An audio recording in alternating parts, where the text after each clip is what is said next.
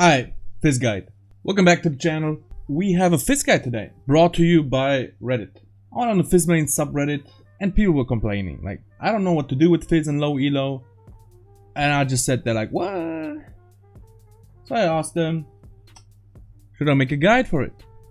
Not being condescending, I just didn't know this was a problem. Apparently it is. So here we are.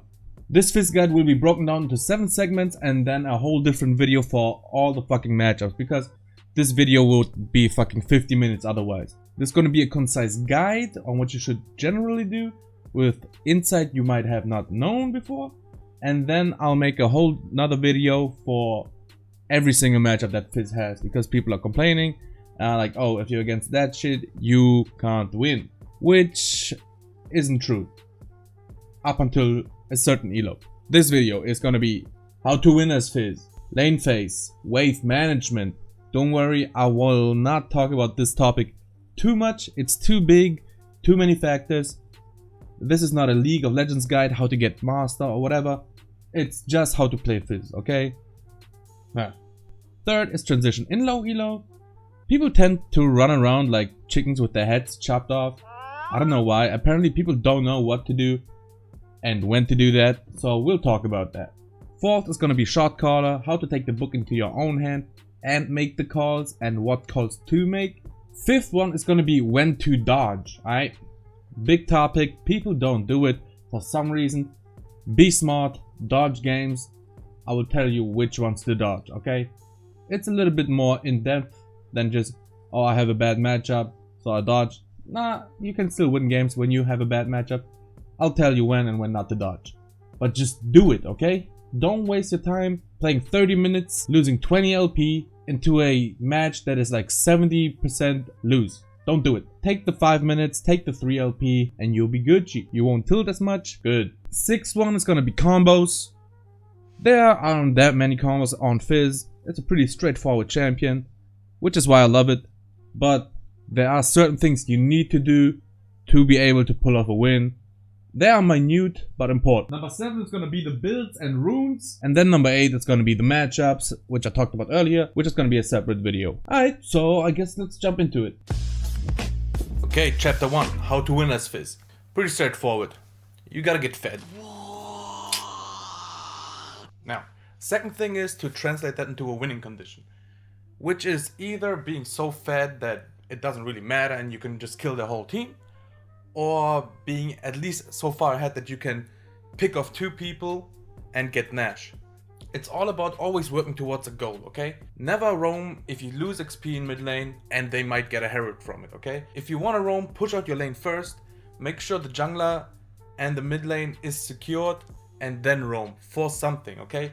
Go kill somebody, get an objective, make sure that you never fall behind in experience, otherwise you're fucked. You always want to stay ahead of the curve, and if you're fed but behind in experience, you're actually not ahead. Because early game, like up till like level 13 or whatever, levels mean more than items. You actually get more damage from levels than from items until a certain point.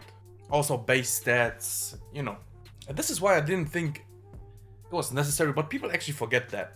Like, people are like 2-0 but try to 1v1 an assassin that is like level 11 and they are only level 10, and they're like, what the fuck, why you kill me, you're 0 and 2. Okay, so you're far ahead, what do? You either kill them, push towers, or you kill 2 people. If they have good wave clear, tell your team you need to do this, okay? You need to tell them what to do. I always like to write this: guys, I'm ahead, kill 2, get Nash. In a 5v3 situation, you're almost always good to go for Nash, especially if you killed that jungler. If you haven't killed that jungler, even when you're still at Nash, be smart. You're ahead. It's your task to kill that jungler, or at least zone him out. Don't 50-50 it. As the term already stands for, you're gonna lose 50% of the time in a scenario where you shouldn't be able to lose the game anymore. So don't do it. Even die for it, okay? If the enemy jungler steals it, even if he's like levels behind, it's not your jungler's fault. You made the call, you gotta secure this shit. Okay, this isn't pro play. Just because your Lee Sin jungler is a level ahead and he's playing against a, I don't know, Kindred. Nah. Kindred is a bad, I don't know, something that can't execute Baron well. He can still lose it. It's silver, it's gold, it's platinum, it's maybe even low diamond. Shit happens. If you make the call, secure the call. How to win with this? Get fed, use that being fed to get objectives, make the calls and secure the calls. It's on your hand. Don't be typing shit, hey guys, what the fuck? Don't. You can't win every game, but if you lose a one game, it's your fault. Okay, now let's go to lane phase. Earlier I said, you gotta get fed.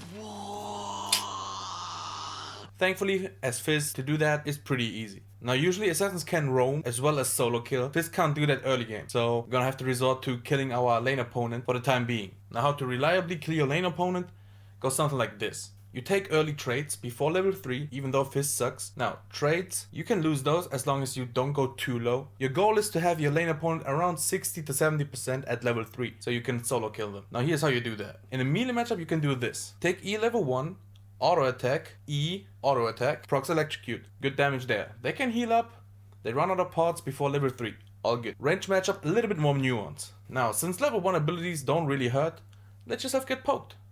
As long as they're single target. If they want to auto attack you, that's also perfectly fine. Just note, always stay inside your creep wave so your creeps auto attack back. They will take more damage than you do from a single auto attack. Now let's see how to kill a laner on level 3.